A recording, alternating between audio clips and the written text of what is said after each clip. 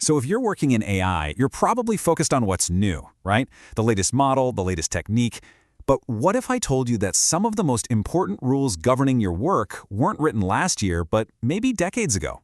Well, today, we're going on a bit of an archaeological dig. We're going to uncover the layers of U.S. executive orders that form the bedrock of today's AI policy, and I think you'll find the story is a lot older and way more complex than you might imagine.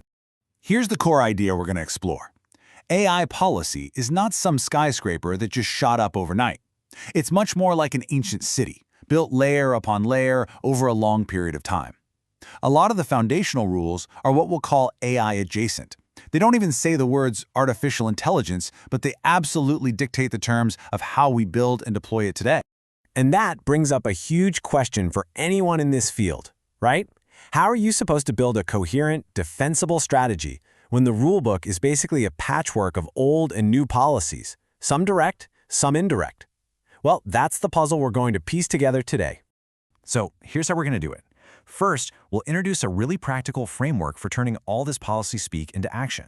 Then we'll journey through time, starting with the foundational policies, moving into the first explicit AI rules, and finally, we'll look at the pretty dramatic strategic shift that's happening right now. Okay, first things first. We need a way to translate all this dense policy language into something that actually makes sense for teams on the ground. You know, high-level principles are great, but people need to know what they're supposed to do. We need a translator. And for us, our Rosetta Stone on this journey is going to be the NIST AI Risk Management Framework, or the RMF. Now, it's a voluntary guide, but it's incredibly powerful. It gives everyone a common language and, most importantly, a structured way to turn these high-level policy goals into concrete operational tasks. The RMF basically breaks all this work down into 4 key functions. First, you've got govern. That's about setting the rules of the road and the overall culture. Then there's map, which is all about understanding the specific context and risks for an AI system. After that comes measure, where you analyze and track those risks. And finally, manage, which is where you actually allocate resources to deal with those risks. We're going to use these 4 buckets to see exactly where the work from each executive order lands. All right, let's start our archaeological dig. We're going back in time, way before the modern AI boom, to look at those AI-adjacent orders that really set the stage for everything that came later. Believe it or not, we're starting in 1993. These early orders established a really simple but powerful idea. Any new federal regulation has to be justified with a cost-benefit analysis. Now, this is totally AI-adjacent, but what it means is that if an agency uses an AI model as part of its regulatory process, that AI's impact is subject to the exact same scrutiny. In the real world, this looks like a program manager having to formally document and defend the AI's use. That's work that lands squarely in govern and measure. Now, this one from 2014 is a really fascinating piece of the puzzle. It might just be one of the most important catalysts for the entire AI boom.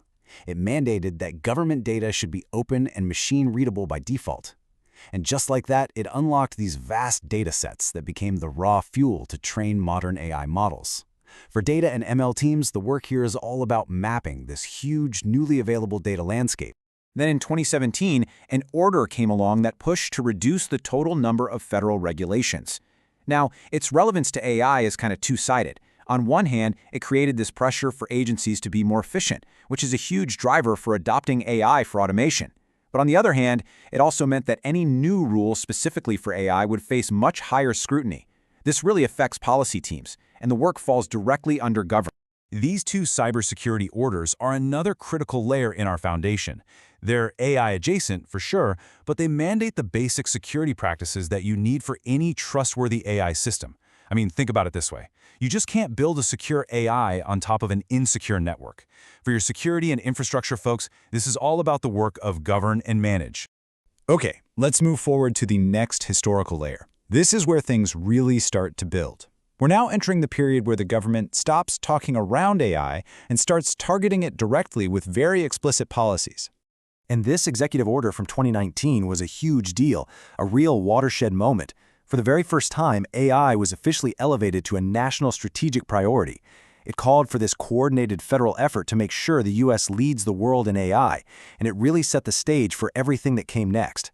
For strategy and R&D teams, this was a crystal clear signal from the top, defining that high-level govern function for AI.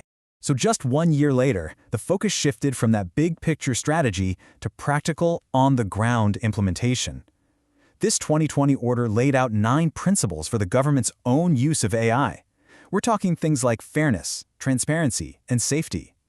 This was a direct mandate for agencies to be responsible, affecting program managers and ML teams and spanning the work of govern, map, and measure. This order on supply chains is a perfect illustration of that dual role AI often plays in policy. It's AI adjacent, but it does 2 critical things. First, it pushes agencies to use AI to analyze supply chain risks, but at the same time, it puts the AI supply chain itself, things like semiconductors, under the microscope. For procurement and security teams, this means you're doing the work of both mapping and managing a really complex web of risks. And here we see the worlds of civil rights and AI policy explicitly merge. The 2023 order is just unambiguous. It directs agencies to prevent algorithmic discrimination. What that means in practice is that ML and data teams now have to actively test their models for bias against protected groups. It's a clear mandate that falls under govern, map, and measure. Sometimes policy drives AI adoption pretty indirectly. This order from 2021 was all about improving how the public interacts with the government. And that AI-adjacent goal naturally encourages agencies to adopt AI tools like chatbots or personalization algorithms to deliver better service. This puts the focus on outcomes, and that impacts IT and program teams in the measure and manage functions. Even rules about data collection and national security have real AI implications. This 2022 order put new safeguards on signals intelligence. And while it's not about AI directly, it governs the very data that might be used to train powerful AI models down the line. It's a classic example of putting guardrails on the inputs to an AI system, which is a core govern and map function. And that brings us right up to the most recent layer of our dig. And this is where we see a significant and really rapid pivot in national AI strategy, from a focus on guardrails to a new focus on acceleration. This slide tells a really dramatic story about the pivot in U.S. AI strategy. In late 2023, there was a major executive order that was all about safety, security, and risk management. But then, it was rescinded and replaced in 2025 by a new order with a totally different mission: to sustain and enhance America's global AI dominance. So in just over a year, the primary focus shifted from safety guardrails to global competition.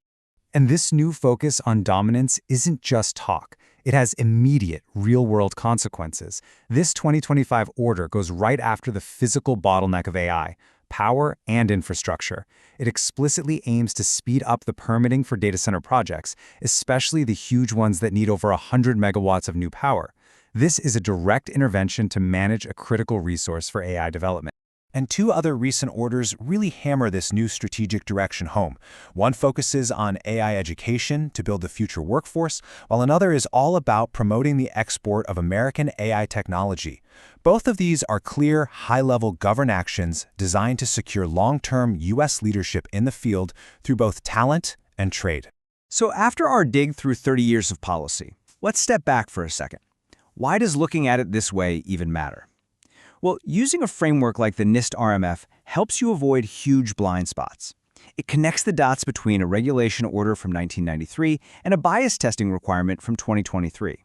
It gives all your different teams, security, ML, compliance, a common language to work with. And ultimately, it translates these high-level policies into the actual work of governing, mapping, measuring, and managing risk. And all this really brings us to one final question for you to think about. Building a truly robust AI strategy requires understanding this entire layered history. If you only focus on the latest executive order, it's like reading only the final chapter of a book. Sure, you'll know how it ends, but you won't really understand why. So is your AI strategy built on the whole story, or just the final chapter? Thanks for joining our dig today.